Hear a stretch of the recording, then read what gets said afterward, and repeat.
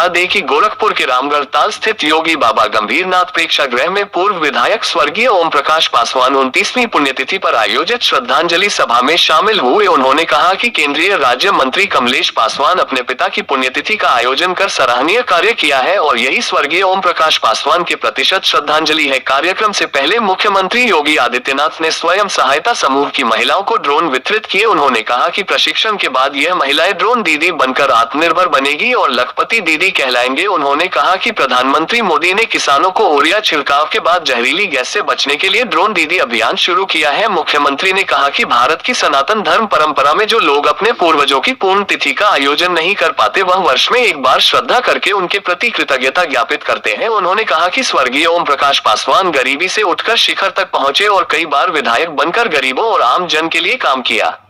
उन्होंने कहा कि जनप्रतिनिधि का पहला दायित्व जनता के साथ संवाद करना और उनकी समस्याओं का समाधान करना होना चाहिए। मुख्यमंत्री योगी आदित्यनाथ ने स्वर्गीय ओम प्रकाश पासवान की 29वीं पूर्ण तिथि पर उन्हें श्रद्धांजलि अर्पित की।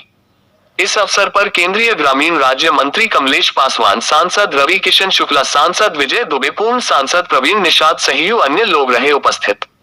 गोरखपुर से एसपी न्यूज लाइव भारत की रिपोर्ट। कार्यक्रम में भाग लेने के ठीक पूर्व मुझे ड्रोन दीदी से जुड़ने के कार्यक्रम के साथ और सभी महिलाओं के साथ संवाद बनाने का अवसर प्राप्त हुआ। वे सुदूर बड़हलगंज से यहां पर आई हैं। उनकी ट्रेनिंग के बाद जो किसान महंगे पेस्टिसाइड को अपने हाथों से छिड़कते थे और उसके बाद कभी कभी छिड़काव करते करते बेहोश हो जाते थे, जब लंबे समय तक खेत में जाने और उसके जहरीले गैस से उससे बचाव के लिए प्रधानमंत्री मोदी जी ने ड्रोन दीदी के जिस अभियान को गांव की महिलाओं को भी लखपति दीदी के रूप में बदलने के कार्यक्रम को आगे बढ़ाया है, आज उसका एक मॉडल यहां पर प्रस्तुत करते हुए मुझे बहुत अच्छा लगा। और स्वाभाविक रूप से यही अपने पूर्वजों के प्रति कृतज्ञता का भाव भी है कि हम उसे एक मॉडल के रूप में आगे बढ़ाएं, विकास के कार्यक्रम के रूप में आगे बढ़ाएं और यही अपने पूर्वजों के प्रति सच्ची श्रद्धांजलि भी होती है। भारत की सनातन धर्म की परंपरा में दुनिया के अंदर अकेले भारत का सनातन धर्मावलंबी है जो अपने पूर्वजों की पुण्यतिथि के साथ साथ अगर कोई पुण्यतिथि के आयोजन को नहीं कर पाता है तो वर्ष में एक बार श्राद्ध और तर्पण करके उनके प्रति कृतज्ञता ज्ञापित करता है। जितने भी भूले बिसरे छूटे रहते हैं उन सबके प्रति कृतज्ञता ज्ञापित करता है और ये दुनिया के अंदर अद्भुत परंपरा, कृतज्ञता ज्ञापित करने की अद्भुत परंपरा केवल सनातन धर्म में ही देखी गई है, अन्यत्र इसके दर्शन नहीं हो पाते हैं। और वह कार्य आज विकास के साथ अपने पूज्य पिता की पुण्यतिथि को जोड़ने के इस अभिनव प्रयास को सचमुच इसकी सराहना की जानी चाहिए। जनता के साथ संवाद जनप्रतिनिधि का पहला दायित्व होना चाहिए।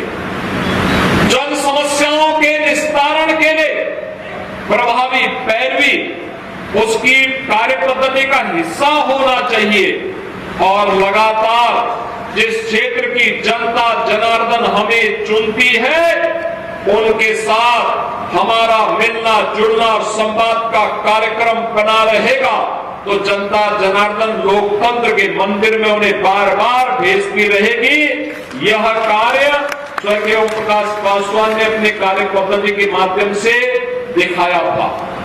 और बहनों और भाइयों, यही आज की नई राजनीति का हिस्सा भी बन गया है।